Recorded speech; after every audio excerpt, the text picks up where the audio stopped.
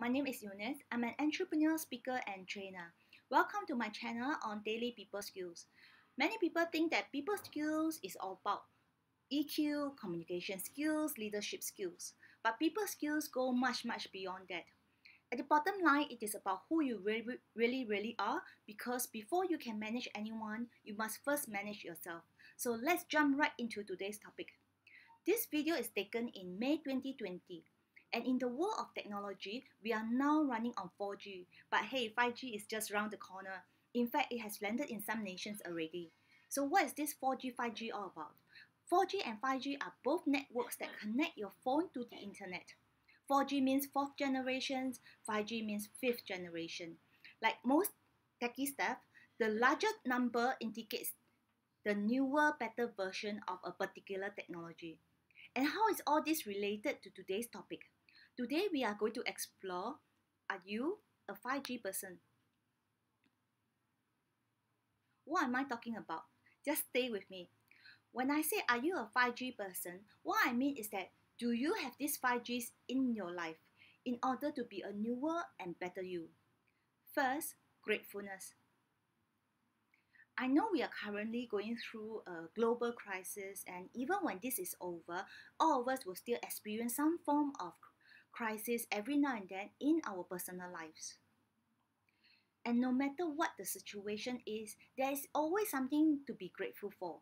For example, we have been told to stay at home during this period. Some people are complaining about this to anyone who will listen. Some fighting with family members because they are spending more time together. Others keep wanting to leave the house. But think about it.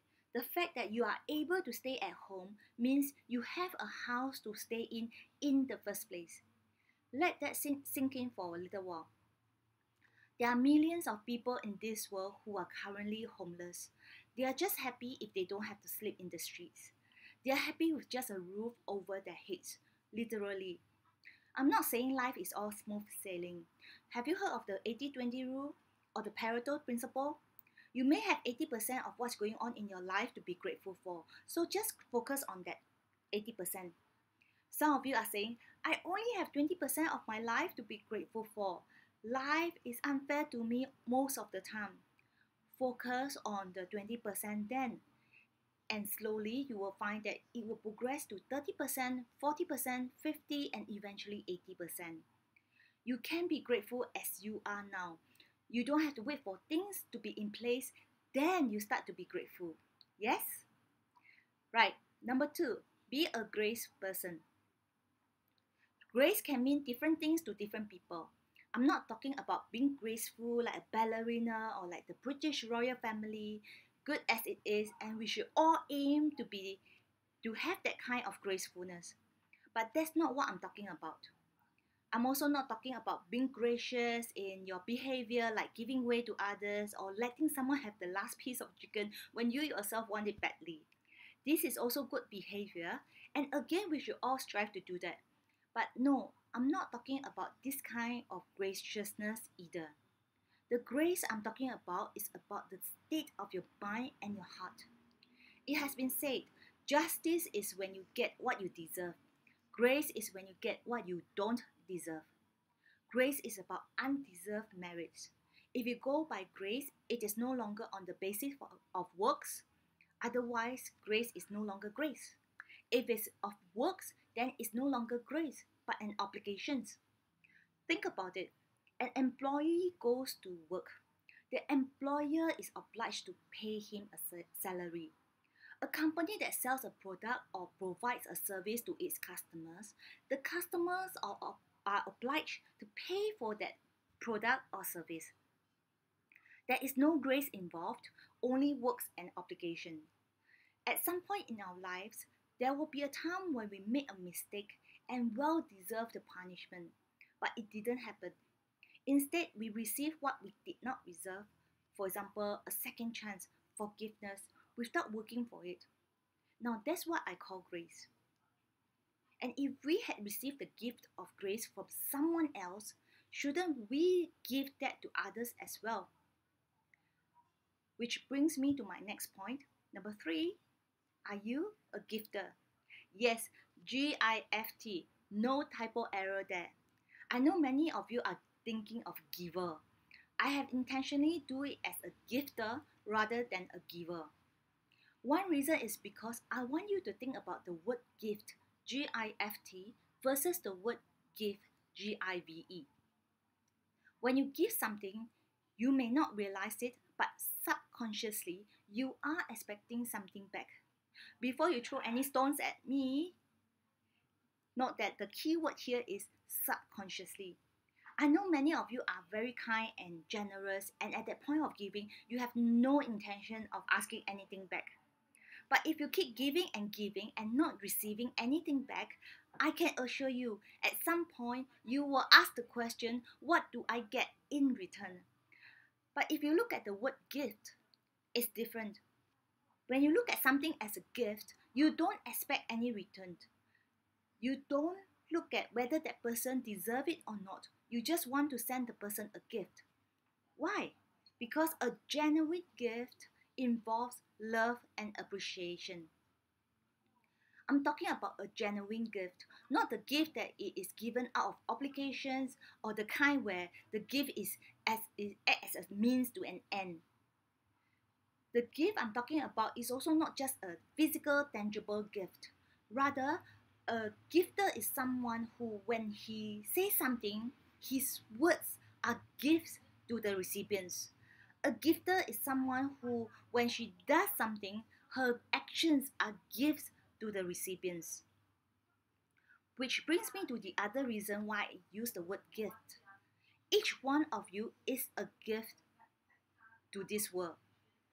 Each one of you has a gift in you that you can contribute to the world around you. The important question to ask is, are you sharing your gift with the world? Some of you are saying, I don't have any gifts. I don't have any talents. I can't contribute to others. Believe me, you do. I have another video especially on this topic. You can check out that video. For now, know that you do have a gift and you can contribute to the people around you. Let's move on to number 4. Point number 4, are you a guide?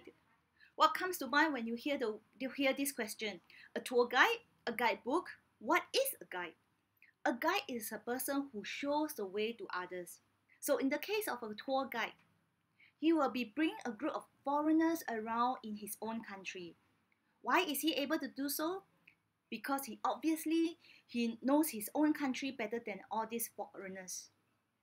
Yes, I know some of you don't trust the tour guides anymore because you realize they don't necessarily recommend the best options, be it food or shopping or whatever it is, but rather they bring you to places where the guides would benefit the most. Can I just tell you that there are always black sheep in every industry? There are also the good guides as well. The ones who bring you to places where the locals hang out, show you the true cultures of the countries, or the hidden gems that are not in the itinerary. The point I'm making here is that we are all guides at some point, figuratively. The question is, what kind of guides are you to others? Are you the guide whom you will bring your team to a position where only you will benefit from the outcome? Or are you the guide whom you focus on what do the people want rather than what you want? You choose. Last but not least, number 5, are you a glue? No, I'm not talking about being a sticky or needy person. Take a moment and think about it. When the glue is at the wrong place at the wrong time, it can be sticky and yucky. But on occasion that you need to keep things together, that's when the glue will take its rightful place. At work, are you the glue that holds the team together? At home, are you the glue that holds the family together? With friends, are you the glue that initiates and holds the relationships together? So how do you be the kind of glue that is the useful kind and not the type that is sticky and needy? We'll talk about this in another video. Right, there's 101 things that we can talk about on this topic. But I'm going to stop here now. This video is not to judge or criticize or label anyone. We are all guilty of making mistakes, overlook things every now and then. We are all humans. But just be conscious about it from now on. So what do you think of today's video? Share with us in the comments, like and share this video. Subscribe to our channel so you won't miss out any precious episode. We'll see you in our next video.